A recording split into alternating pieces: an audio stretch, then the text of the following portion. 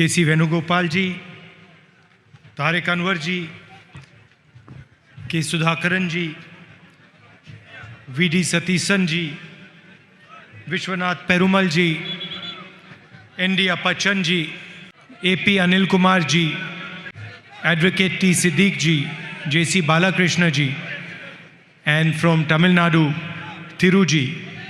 All my brothers and sisters, workers, UDF workers, Congress workers, friends from the press, I'd like to welcome all of you here today. I'm quite happy today that we have given homes to many of our sisters and their families. For different reasons, they had setbacks in their life, they were struggling. And I'm happy that the Congress leaders, Congress workers have got together and given them shelter. And just now I told Venugopal that I think next round of houses, all the Congress leaders, including me, should be involved in building them.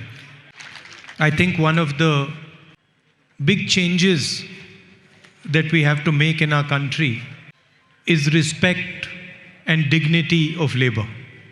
So I think it's a good signal if we build these houses, put some bricks, maybe do some painting, and show the people of Wayanad and the people of the country that physical labor is valuable and is dignified. Many of us live in houses, but we never ask the question, who built this house? Who put these bricks? Who built this wall? Who painted the wall? Who set up the structure? And I think it's a very important question to ask.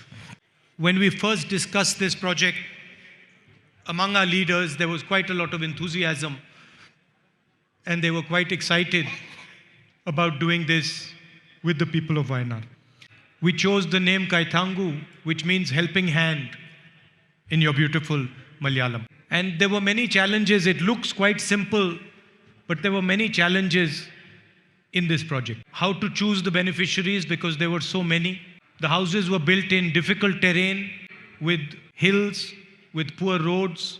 And because we want to build as many houses as possible, we wanted to keep the costs quite low, but without compromising on the minimum requirement and the quality. So I'm quite happy today that we have been able to give 25 families a place to stay.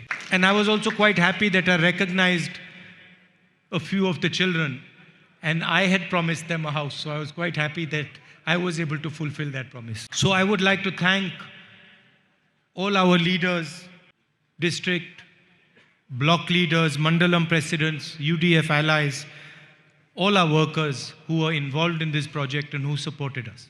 And I'd also like to thank the people of Wayanad who helped us complete these houses and fulfill the dream for these 25 families. And I would very much like that the people of Wayanad help us with this project and help us give as many houses as possible to people who are struggling for shelter.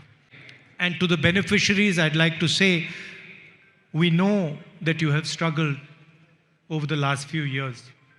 And we also understand that giving you shelter is not going to solve your problems. But we want you to know that we are very proud of you, of the dignity with which you have faced your difficulties. And I would also like to say that in choosing our beneficiaries, we have not looked at political considerations at all. For us, all the people of Wayanad are our family, and anybody who is in trouble, we would proudly help.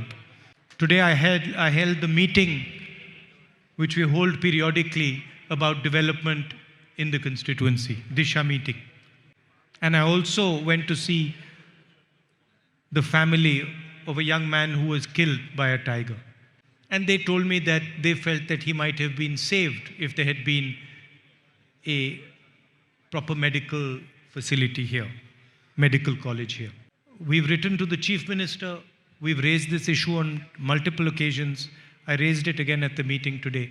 And it's sad that it is taking so long to develop a medical college in Wayanad. For us, this is not a political issue, it is a humanitarian issue.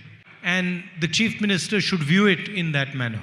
And he should expedite the building of a medical college in this constituency. I mentioned to you about the man-animal conflict.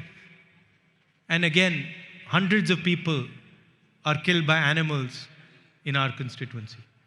And we have to ensure that this issue is resolved amicably for both human beings and animals. You're all aware of the buffer zone issue.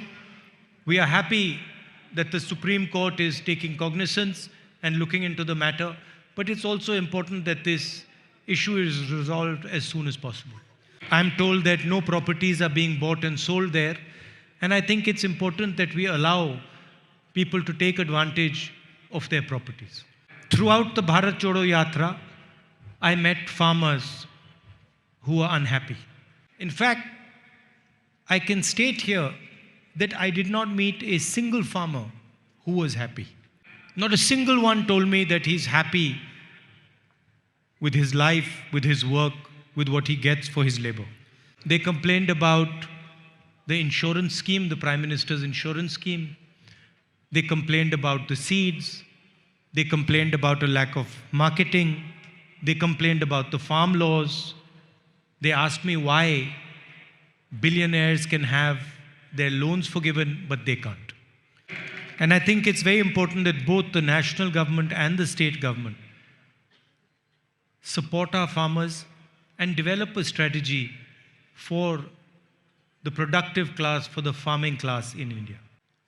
And when I say farmers, I also include the laborers who work on their farms. A few days ago, I gave a speech in Parliament about the relationship between our Prime Minister and Mr. Adani. I spoke in the most polite, respectful tone. I did not use any bad language. I did not abuse anybody. I just raised certain facts. I pointed out how Mr. Adani traveled with the Prime Minister to foreign countries and then immediately after was rewarded by getting contracts in these countries. I showed how 30% of the airport traffic is today controlled by Mr. Adani simply because he has a relationship with the Prime Minister. I spoke about how the rules were changed so that Mr. Adani could get these airports. Earlier, people who did not have experience in running airports were not allowed to participate, and the rules were changed to allow Mr. Adani to participate. The Niti Aayog, other institutions commented on this and said he should not be allowed, but he was still allowed. An official in Sri Lanka stated in a meeting in Sri Lanka, in a public hearing, that the President of Sri Lanka told him that Mr. Modi had pressurized him to give a contract to Mr. Adani in Sri Lanka. Immediately after the Prime Minister went to Bangladesh, Mr. Adani gets a contract from Bangladesh. Mr. Adani and the Prime Minister go to Australia. The State Bank gives a loan of $1 billion to Mr. Adani for a mining project. The biggest, most strategic airport, Mumbai Airport, is taken over by Mr. Adani after agencies threaten the people who ran the airport. And after I gave this speech, most of my speech was edited out and was not allowed to go on the record of Parliament. Apparently, saying the name Adani and Ambani together is to insult the Prime Minister of India. But you can see pictures of them together all across the internet. You can see the Prime Minister flying in Mr. Adani's plane. You can see him relaxing, laughing with Mr. Adani inside his plane.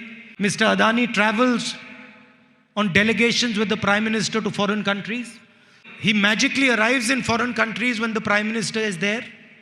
And nothing that I said was untrue. It is all factual. And anybody can go in the internet, go to Google, and ask the questions I have asked, and you will find over there. According to the rules, a speech parts of a speech can be removed from the record if you are saying something without support or if you are insulting someone. I did not insult anybody. I used the kindest language, the most polite language, and everything I said was based on proof. I was asked to show proof with regards to what I said, and I have written a letter to the speaker with every single point that they have removed and the supporting proof.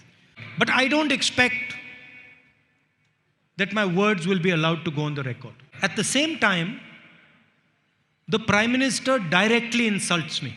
He says, "Why is your name Gandhi and not Nehru?" So the Prime Minister of the country directly insults me, but his words are not taken off the record.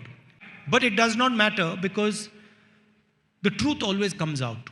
And all you had to do was look at my face when I was speaking and look at his face while he was speaking. Look at how many times he drank water, how his hand was shaking when he was drinking water, and you'll understand everything.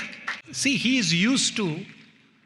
thinks he's very powerful and people will get scared of him. He doesn't realize the absolute last thing I'm scared of is Narendra Modi.